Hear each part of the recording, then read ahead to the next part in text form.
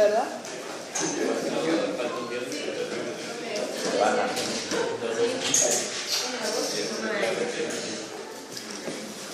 Ah, pero tenemos que estar el 17 de septiembre. 17. ¿Examen de qué?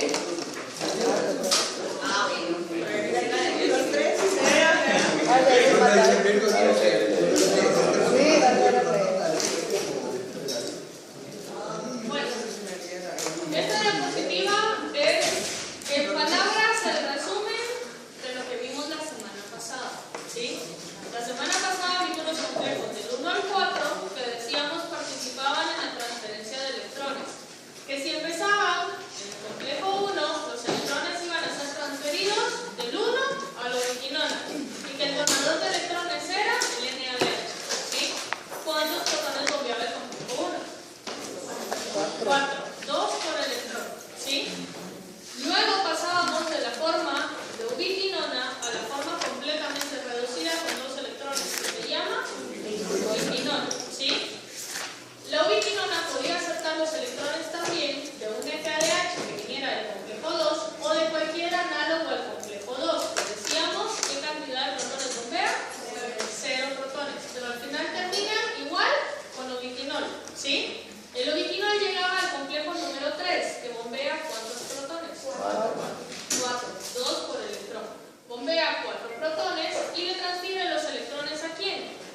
Al citocromo 6, que puede aceptar ¿cuántos electrones? Un electrón. Mientras el citocromo C acepta el segundo electrón, se produce un ciclo que se llama ciclo Q, donde el objetivo era disminuir la cantidad de radicales libres que hubieran, mantener el movimiento de los electrones, etc. ¿Sí? El citocromo C llevaba al final, después de ir y venir 2 veces, 2 electrones al complejo 4. ¿Cuántos protones puede bombear el complejo 4? 2. 1 por electrón. ¿Sí? Al final, entonces, los 2 electrones reducían unas cuantas moléculas de oxígeno. Media molécula de oxígeno para producir ¿cuántas moléculas de agua? Una molécula de agua, ¿sí? Y hasta ahí habíamos terminado. Entonces, se produce la molécula de agua y lo que quiero que vean acá es básicamente lo que ya habíamos mencionado varias diapositivas atrás, que cada transferencia de electrones está asociada a un delta G y que el delta G, para no desperdiciarlo, se utiliza entonces para transferir protones, para ese bombeo de protones, de la matriz al espacio intermembrana. Quiere decir que hasta ahorita toda la energía del electrón ya terminó, ya quedó involucrado en el agua, se acabó esa transferencia de electrones y ahora lo que vamos a hacer es que esa energía, que ya la utilizamos para el bombeo de protones, vamos a ver de qué forma la podemos reinvertir, ¿sí? Entonces acá está, este es el resumen en el esquema. Tenemos acá, empezando del complejo 1 o empezando del complejo 2, decimos, se bombean 10 o 6 protones, dependiendo de qué complejo haya entrado, ¿sí? Hasta ahorita tenemos 10 o 6 protones entonces en el espacio intermembrana. Este esquema entonces es el resumen, ya en figura. Lo que me gusta de este esquema es que vean, ahí aparece la estequiometría del oxígeno que hablábamos el último día de clases. Media molécula de oxígeno para dar una molécula de agua, ¿sí? Bueno, acá entonces decimos, estamos produciendo una diferencia en cuanto a concentraciones. Yo le veo un error a este esquema, pero me gustaba la mitocondria. Las cargas positivas realmente deberían de ir en el espacio anaranjado, que es el espacio intermembrana. Acuérdense que las cargas positivas no salen de ahí. Al final lo que quiero que vean es que adentro tenemos cargas negativas por déficit de cargas positivas y afuera tenemos cargas positivas por exceso de cargas positivas, que era lo que hablábamos también el día viernes, que decíamos lado A más 1, lado B menos 1. ¿Se acuerdan de eso? ¿Sí? Entonces acá hay una diferencia de concentraciones. Esta diferencia de concentraciones al final se da porque pasa un protón sin un contraión, ¿sí? Estamos únicamente sacando y sacando y sacando, entonces adentro se va quedando con menos. Se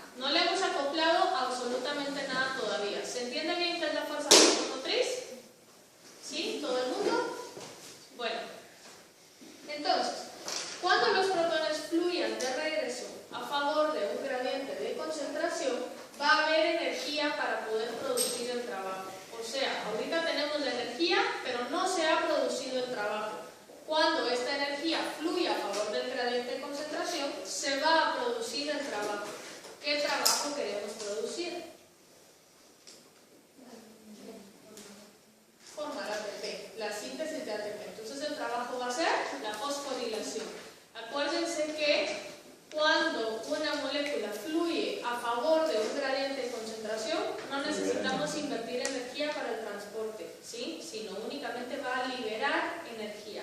Y esa energía la podemos acoplar entonces al trabajo. El proceso de transporte de electrones se acopla al proceso de biosíntesis de ATP. O sea, la fuerza protón motriz se va a acoplar al trabajo de sintetizar ATP. Las diferencias transmembrana en la concentración de protones, por lo tanto, y en la energía, en la diferencia de cargas, son el reservorio de energía obtenida a partir de las reacciones biológicas de oxidación. Acuérdense que las reacciones biológicas de oxidación, que sería entonces glucólisis, oxidación de ácidos grasos, oxidación de proteínas, lo que hicieron fue liberar protones en forma de liberar electrones en forma de NADH, en forma de FADH, que ahorita terminaron en el bombeo de protones. Terminan en el bombeo de protones y ahora lo que van a hacer es sintetizar ATP. A esta teoría se le conoce como teoría o modelo quimio-osmótico. Diferencia entre el modelo quimio-osmótico y la fuerza protomotriz. ¿Cuál sería? La fuerza no está acoplada a lo de la ATP. Exacto. La diferencia es esa, ¿sí? La fuerza protomotriz solo es la energía potencial, la energía almacenada, la energía electroquímica por diferencia de cargas, diferencia de concentraciones, todo lo que estábamos diciendo ahorita.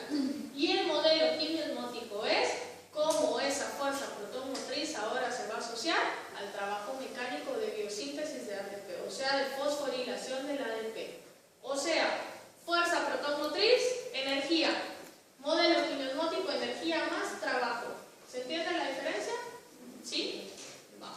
Con eso terminamos esta presentación. Entonces, ¿alguna pregunta hasta acá? ¿No? La siguiente clase, entonces, les había dicho al principio que habíamos dividido las presentaciones en 4, ¿sí? Decíamos, primero teníamos entonces la transferencia de electrones y ahora lo que vamos a ver es la síntesis de ATP, ¿sí? ¿Cómo funciona la ATP sintasa? Para ver cómo funciona la ATP sintasa, les traigo un resumen en videos acá de cada uno de los complejos. Y entonces vamos a ver videos ahorita de los primeros 4 complejos del transporte de electrones.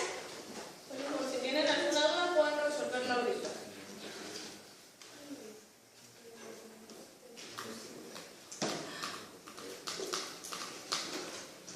Respiratory complex 1 is part of the electron transport chain located in the inner mitochondrial membrane. Complex 1 is a group of some 20 membrane-bound proteins, also called NADH2 reductase, which moves 2 electrons from NADH in the matrix to ubiquinone, a mobile carrier in the membrane. This is accompanied by pumping approximately 4 protons across the inner mitochondrial membrane into the intermembrane space.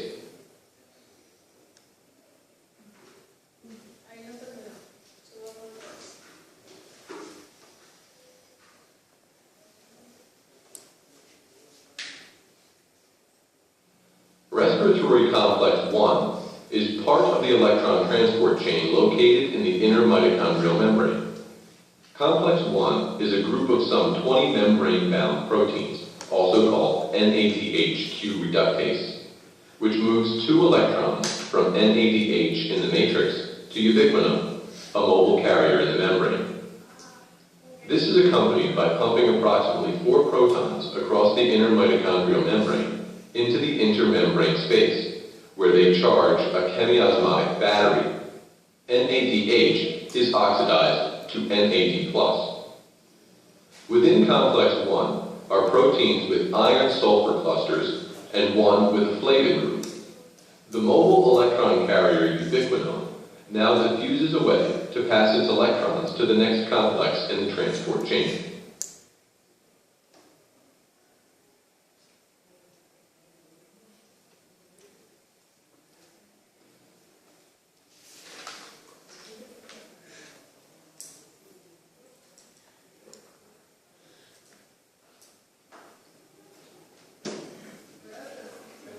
Respiratory complex 2 is a protein complex of the electron transport chain located in the inner mitochondrial membrane. Complex 2, FADH2, ubiquinone oxidoreductase, transports electrons from FADH2 that was produced by conversion of succinate to fumarate in the citric acid cycle. Thus, it is also called succinate ubiquinone oxidoreductase.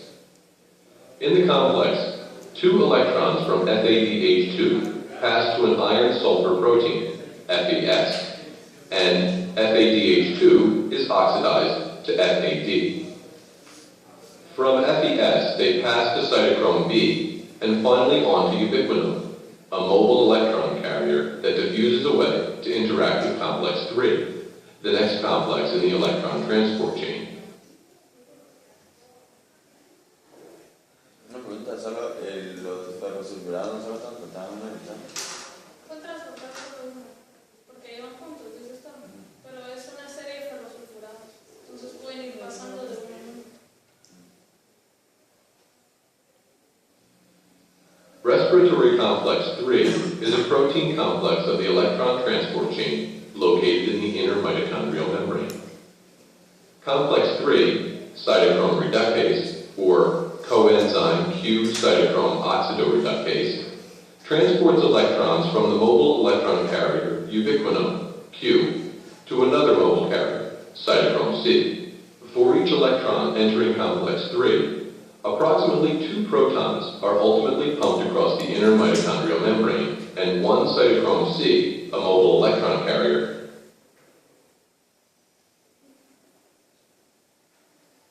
is reduced. Thus, for 2 electrons, approximately 4 protons are pumped into the intermembrane space. In fact, what is happening is that 1 electron is passed to an FeS protein complex, then cytochrome C1, and finally cytochrome C, releasing 2 protons, while the other electron cycles through the 2 heme groups of cytochrome B, moving 2 protons from the matrix into the complex. They will pass through it, pumped by the next electron on the FeS cytochrome C pathway.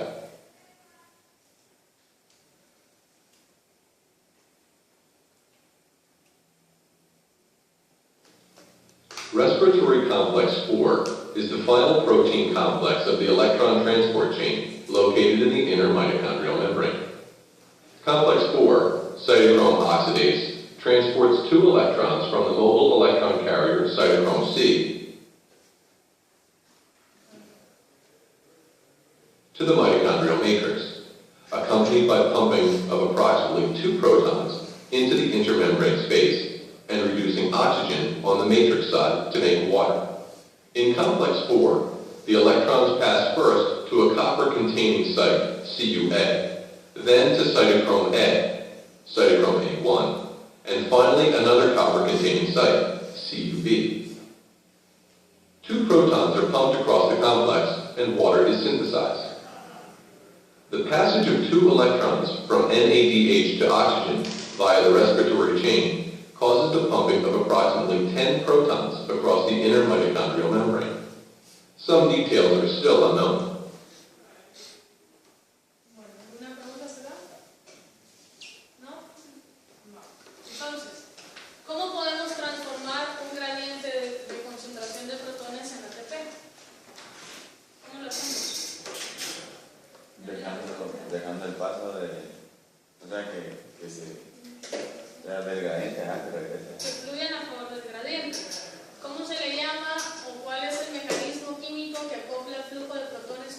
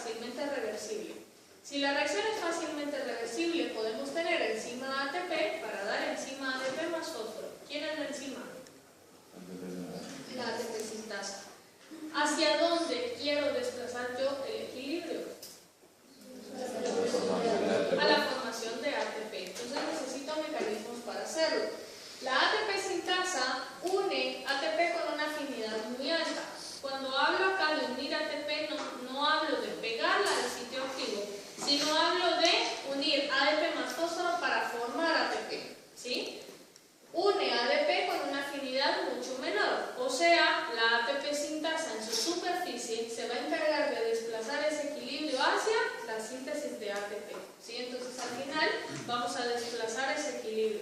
Sin embargo, vamos a ver que hay otros mecanismos para evitar que el equilibrio sea desplazado a la hidrólisis, que sería en este caso a la derecha.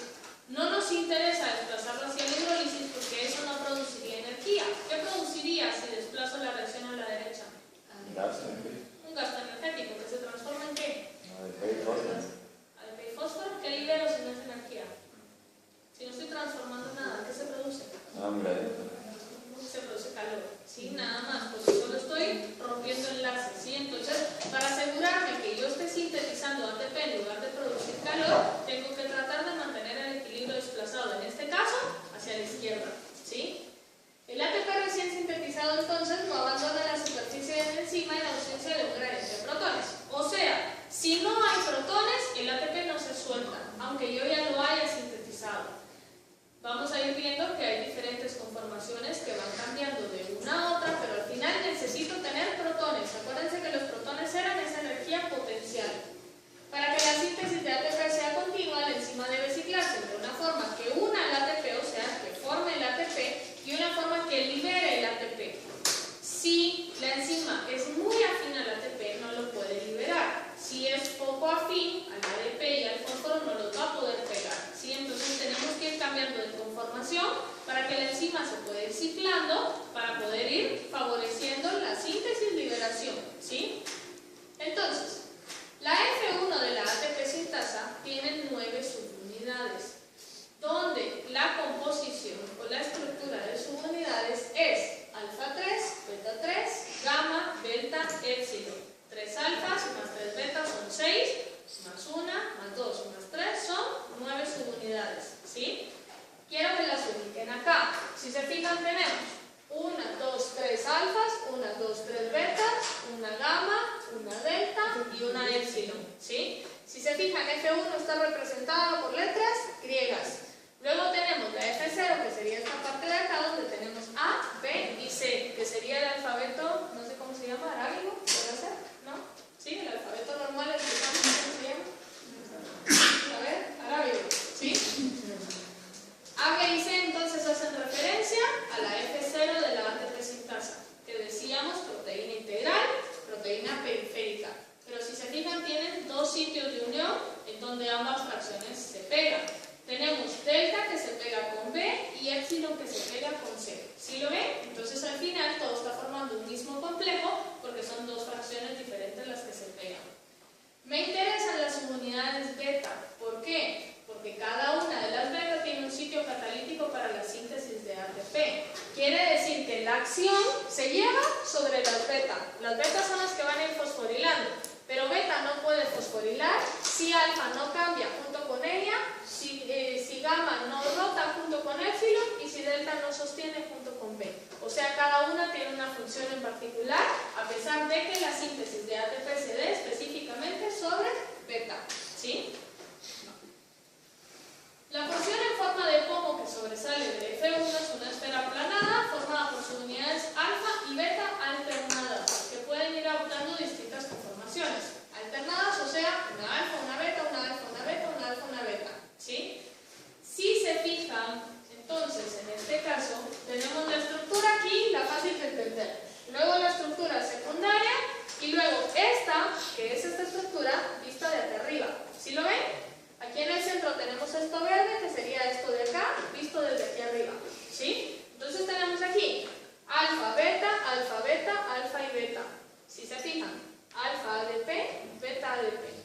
Alfa vacía, beta vacía, alfa ATP, beta ATP. Quiere decir que las tres conformaciones son conformación vacía, ATP y ADP. ¿Sí lo ven? Son tres conformaciones diferentes que, si son observadores, este esquema de Lehninger, se darán cuenta que Lehninger lo hace en forma de la figura. Si se dan cuenta, esta figura es diferente a esta redonda, diferente a esta de acá. ¿Sí lo ven? Quiere decir que la estructura tridimensional que tiene cada una, en este caso, es distinta. A pesar de que las tres sean subunidades beta, al mismo tiempo cada una de ellas es diferente de las otras dos. ¿Sí se entiende? ¿Sí? Va. Necesito que esté claro porque ahorita con este esquema, con esa rosetita que ven ahí, es con la que vamos a trabajar. Antes, para terminar de entender acá, decimos el componente F0, que era la proteína integral, está embebido en membrana, porque es la proteína integral, y su conformación es A1, B2, C entre 10 y 14. O sea, la F1 tiene una subunidad A, que es esta que está acá, dos subunidades B, que son estas dos acá, que están formando como este bracito, y 10 subunidades C, que pueden ser 10, 11, 12, 13 o 14, dependiendo de qué organismo la tenga, ¿sí? Para fines prácticos vamos a asumir que tiene 10 subunidades, ¿sí? Dependiendo de la cantidad de subunidades que tenga, es la cantidad de protones que van a ir entrando. Si dice que tiene 10, en este caso 12, digamos acá, 12 subunidades, ven que acá está como ondulado, es como el efecto del dibujo. Cada una de estas es una subunidad diferente, ¿sí? Entonces tenemos 1, 2, 3, 4, 5, etcétera, subunidades, ¿sí? Va. La subunidad C, que es esta parte que tiene acá, todas las subunidades C van a formar el rotor, junto con gamma y épsilon. El rotor entonces sería esto de acá. Épsilon y gamma de la F1 y C de la F0, ¿sí? El rotor, como el nombre lo dice, es lo que va a ir girando, ¿sí? Va a ir rotando conforme los protones vayan entrando. Luego tenemos subunidad A, que decíamos teníamos solo una, las dos subunidades B, junto con delta, que es parte de la F1, van a formar el brazo. El brazo básicamente es, entonces, esta parte que está acá. Este brazo va a servir para permitir la entrada de los protones tanto de afuera como hacia dentro. Aparte de que permite agarrar también a las dos fracciones. ¿Estamos bien acá? ¿Sí? Va. La subunidad es una misma imagen, solo que ahora boca arriba, digamos. La subunidad gamma, que forma parte del tallo, que decíamos era el rotor, ¿sí? Si se acuerdan de estos tres, eran el rotor porque esto va a ir rotando, pero aparte este es el tallo porque permite tener agarradas a las otras 6 subunidades, o sea, las 3 alfas y las 3 betas. Entonces, el tallo va a actuar como un eje central que atraviesa toda la F1. En ese eje central se van a ir pegando las alfas y betas alternadas, ¿sí? Las otras 6 subunidades. La subunidad épsilon y la gamma de F1 se sujetan fuertemente al anillo que forma las subunidades C de F1, de F0. O sea, conforme F0 vaya girando, va a ir girando épsilon, conforme épsilon vaya girando, va a hacer que gamma gire. ¿Sí se entiende? Conforme gamma vaya girando, entonces va a ir apretando las subunidades alfa beta, y conforme las vaya apretando, va cambiando de conformación. Conforme vayan cambiando de conformación, va a ir variando la afinidad que tengan a ADP y fósforo, a ATP y a la respectiva liberación. ¿Sí? Vamos a ver ahorita cómo. Entonces F0 decimos forma parte del coro protónico. La corriente de protones de F0 hace que el cilindro formado por subunidades C y la subunidad gamma anclada roten alrededor del eje mayor de gamma, que era básicamente lo que les estaba diciendo. Si se rota, rota épsilon, si rota épsilon, rota el tallo. Si rota el tallo, cambian de conformación alfa y beta. ¿Estamos bien? ¿Sí? Va. Cada subunidad beta entonces puede adoptar 3 conformaciones diferentes. Sus conformaciones difieren por la asociación de la subunidad gamma con solo una de las 3 diferencias en sus sitios de unión, ¿sí? O sea, va a ir variando la afinidad que tengan. Las conformaciones Lehninger las denomina como beta ATP, beta ADP y beta vacía. Horton complica un poco más el nombre y les dice, la que une ATP, la que tiene el ATP formado se llama estrecha. La que pega el ADP y el fósforo se llama de conexión. Y la que libera el ATP se llama una conexión abierta. ¿Qué nombres se aprenden? El que quieran aprenderse, porque los dos están bien. La diferencia es que si se aprenden Lehninger, entienden la función inmediatamente. Si se aprenden Horton, tienen que hacer la relación con la función, ¿sí? Ustedes son libres de escoger la conformación que quieran. Por fines de simplicidad, yo me quedo con estas 3 de acá, pero como les dije, ustedes pueden aprenderse el otro nombre también, no hay ningún problema, ¿sí? Entonces, regresamos a la roseta de la que habíamos hablado hace un rato. Esto que está acá escrito es lo que yo les voy a explicar ahorita del esquema, ¿sí? En palabras. Entonces, no se los voy a leer, lo leen ustedes después. A mí me interesa el esquema, es lo que les voy a explicar ahorita. Tenemos 3 escenarios diferentes. Vamos a empezar con el escenario de acá arriba. Si se fijan en la misma roseta de la que veníamos hablando en la diapositiva anterior, solo que con un dibujo más limpio, ¿sí?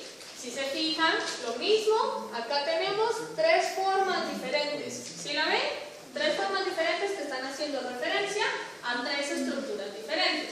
Es más, si regresamos un par de diapositivas, se dan cuenta, voy a regresar a esta, se dan cuenta que no solo varía la estructura alrededor de la roseta, sino que hay un código de color, ¿sí? Tal vez a los hombres les cuesta un poquito más verlo acá, pero son tonalidades oscuras, tonalidades medias y tonalidades claras. ¿Sí lo ven? Todo es morado, pero va de diferente color. Y está de diferente color a propósito, ¿por qué? Porque está haciendo diferencia a una conformación tridimensional distinta. ¿Sí lo ven? ¿Sí? Estamos acá. Me interesa entonces que se fijen en este que les encerré en el recuadro, porque este es nuestro escenario inicial, ¿sí? Vamos a empezar con este y vamos a terminar con este. Quiero que vean dentro de la roseta y ubiquen la conformación beta ADP. ¿Ya la vieron? ¿Qué tiene de diferente la orilla? Que está rosada, roja, ¿sí? Que está rosada. Quiere decir que ahí, en esa conformación beta ADP, es en la que nos vamos a fijar ahorita. Tenemos tres conformaciones que están existiendo al mismo tiempo en toda la roseta. Tenemos beta ADP, beta vacía y beta ATP. ¿Ven las tres? ¿Sí? Vamos a meterle entonces ahora tres protones al coro de la subunidad C de la F1. Le metimos tres protones y estos tres protones empiezan a girar. Conforme los protones empiezan a girar, lo que quiero que vean es que, por ejemplo, si yo tengo acá mi rotor, yo le metí tres protones, para que este protón se mueva de acá para acá, yo necesito meterle un segundo protón. ¿Sí? Lo voy a regresar. Acá, por ejemplo, yo meto un protón, vamos del lado positivo, quiere decir que este es espacio intermembrana. El protón va a pasar de acá a la matriz mitocondrial. ¿Sí? Lo estamos viendo boca arriba, ¿sí? O boca abajo, como sea. El protón entra acá entonces, y el protón se queda acá pegado. Entra un segundo protón, y cuando entra este segundo protón, el que estaba acá, la subunidad se mueve, ¿sí? Entra un tercero y eso empuja las subunidades, y ahora la subunidad se movió. Y la subunidad empieza a moverse, a moverse, a moverse, hasta terminar acá, y por el brazo puede pasar de regreso a la matriz mitocondrial. Quiere decir que el protón no entra directamente, sino el protón tiene que ir a dar la vuelta a la subunidad C. ¿Sí? Si estamos diciendo que tres protones van a hacer el cambio de conformación, quiero que entiendan que 1, 2, 3 protones se empujaron acá, eso genera una rotación en épsilon y una rotación en gamma que me va a favorecer el cambio de conformación en beta.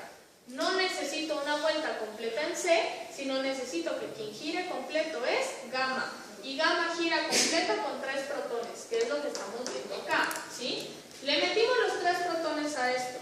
Ahora vean, la misma subunidad que estaba en rosado, ¿en qué se está convirtiendo? Abajo, en beta ATP. Entonces la que era beta ADP, ahora acá es una beta ATP, ¿sí? Ubiquemos las otras conformaciones. Sí, pero vean, no es que sea la misma, sino que rotó. O sea, no rotó, cambió de conformación. Yo era beta ADP y ahora yo beta ADP, lo que hice fue pegar el ADP y el fósforo y ahora yo soy beta ATP. ¿Sí? Solo rotaba. ¿Qué le pasó con los mismos tres protones a la beta vacía? ¿Qué le pasó a la beta vacía? Se convirtió en beta ADP. ¿Qué le pasó a la beta ATP? Se convirtió en beta vacía. No están rotando. En su mismo lugar están cambiando de conformación. ¿Qué hace que cambien de conformación? El tallo. El tallo las va apretando. Conforme la voy apretando, van cambiando la estructura tridimensional y ese cambio en la estructura tridimensional hace que libere el ATP o que pegue el ADP o que una el ADP con fósforo. ¿Sí? Si se fijan entonces, esta que era beta ADP se convirtió a una beta ATP. Si hacemos lo mismo con otros tres protones, ¿qué le pasa a la beta ADP? ¿A qué se convierte? A beta vacía. Si se fijan, la posición del rosado en la roseta es la misma. ¿Qué está cambiando del rosado? La forma tridimensional que tenga alrededor. ¿Sí lo ven? Cambia la forma tridimensional, beta ATP, ahora se convirtió a beta vacía, beta ADP se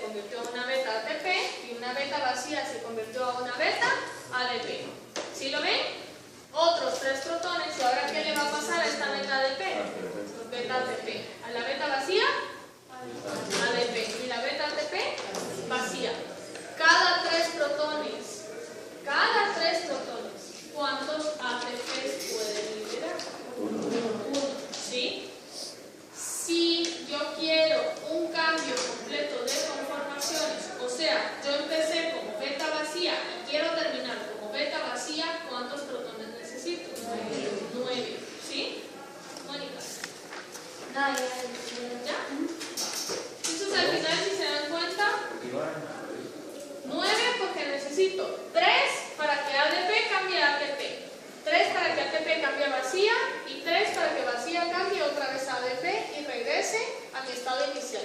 ¿Sí? ¿Estamos bien?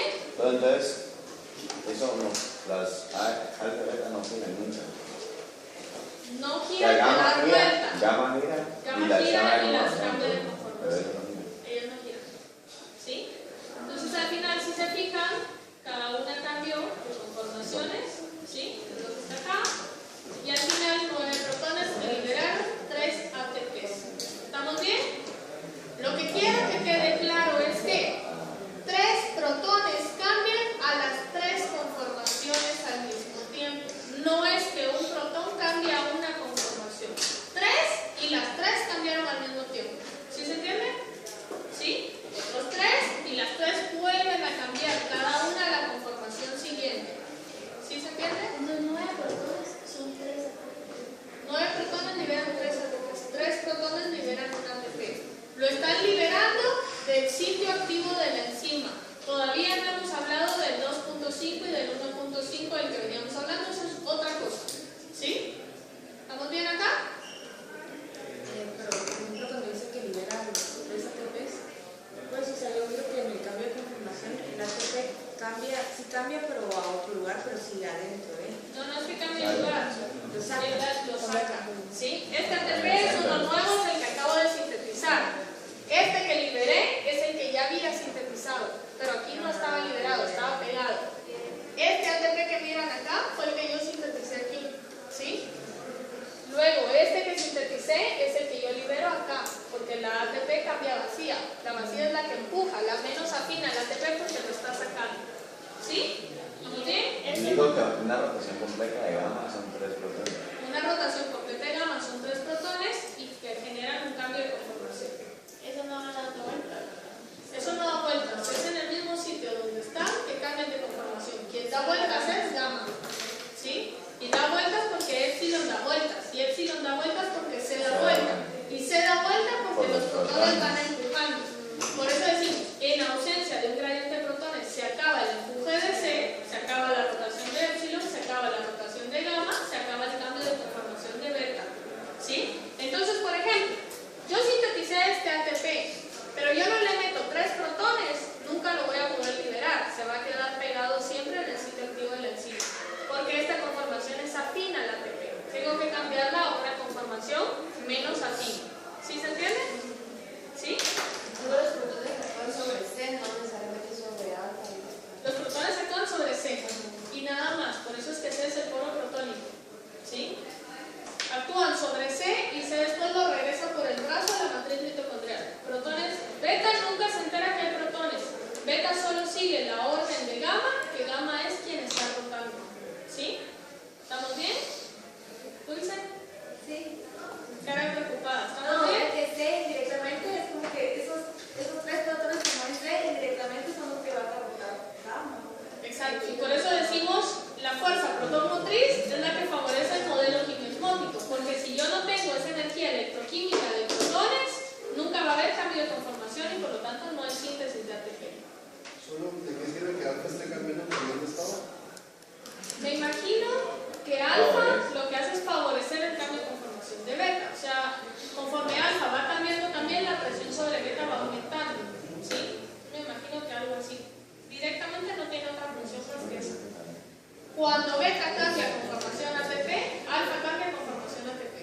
Cuando beta cambia conformación ADP, alfa cambia conformación ADP. O puede ser que sea al revés. Cuando alfa cambie, hace que beta cambie. ¿Sí? Hay un video acá, véanlo, me interesa que le pongan atención a la última parte, ¿sí? ATP synthase is a molecular machine that works like a turbine to convert the energy stored in a proton gradient into chemical energy stored in the bond energy of ATP.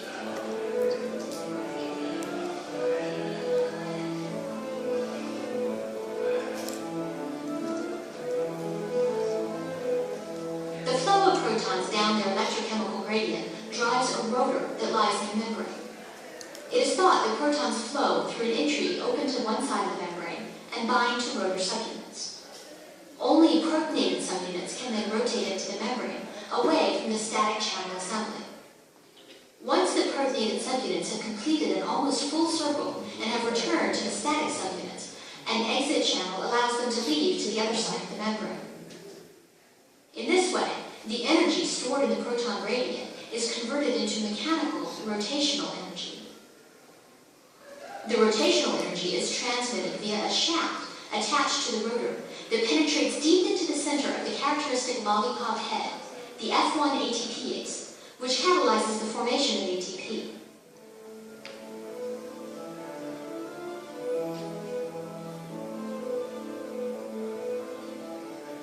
The F1 ATPase portion of ATP synthase has been crystallized.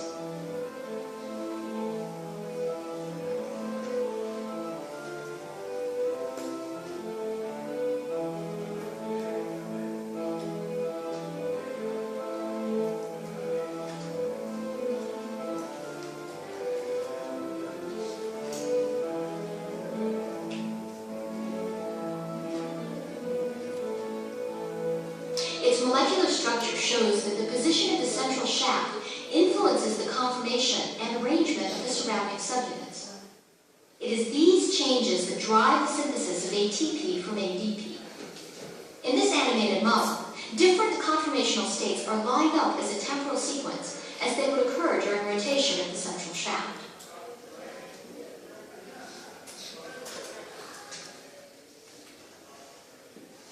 Like any enzyme, ATP synthase can work in either direction.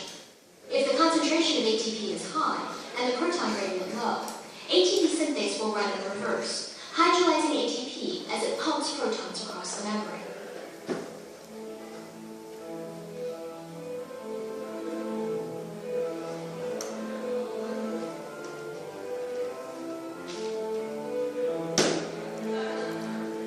To show the rotation of the central shaft, a short fluorescent actin filament was experimentally attached to it. Single filaments attached to single F1 ATPases can be visualized in a microscope. When ATP is added, the filament starts spinning, directly demonstrating the mechanical properties of this remarkable molecular machine.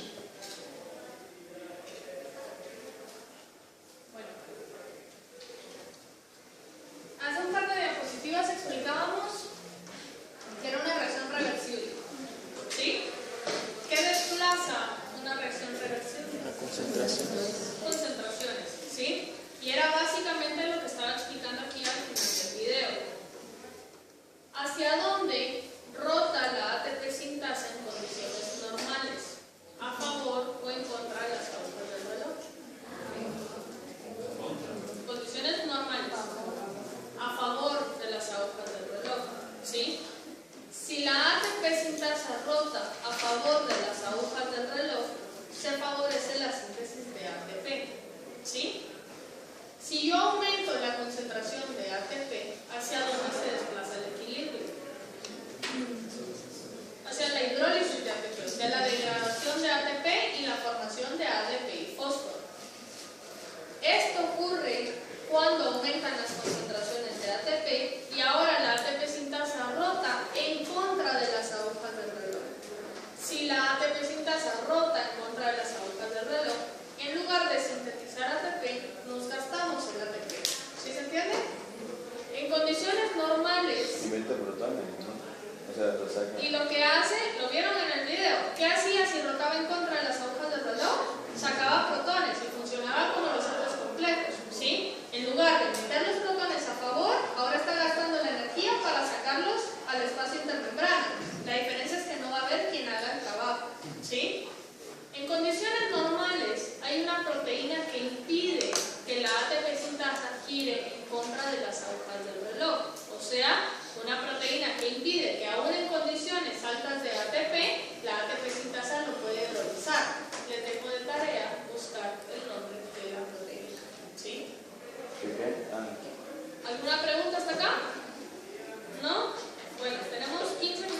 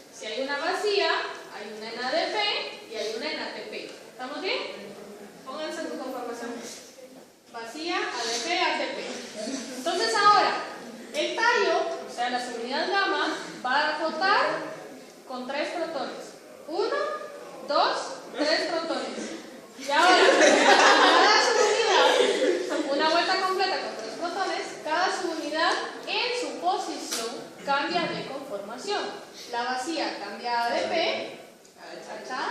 La ADP cambia a ATP y la ATP cambia a vacía. Liberamos una molécula de ATP que originalmente estaba acá, ¿sí? Otros 3 protones, gira otra vez el tallo, 3 protones otra vez y ahora la ADP cambia a ATP. La ATP cambia a vacía y la vacía cambia a ADP. ¿Qué hizo? Unir ADP y fósforo, liberó ATP, sintetizó ATP. ¿Sí se entiende? El único ATP que se liberó fue el que estaba aquí. ¿Sí? Ese ATP está sintetizado, pero está unido todavía al sitio de la enzima. ¿Sí? Otros 3 protones, gira otra vez gamma, y ahora ATP cambia a vacía, vacía cambia a ADP, ADP cambia a ATP. Cada una llegó a su posición original otra vez. ¿Cuántas vueltas dio gamma? Dio 3 vueltas. ¿Cuántos protones necesitó? 9 protones. ¿Sí se entiende? ¿Sí? Vamos. Gracias. 3 puntos de éxito. Bueno, Una por vuelta. con eso nos quedamos el día de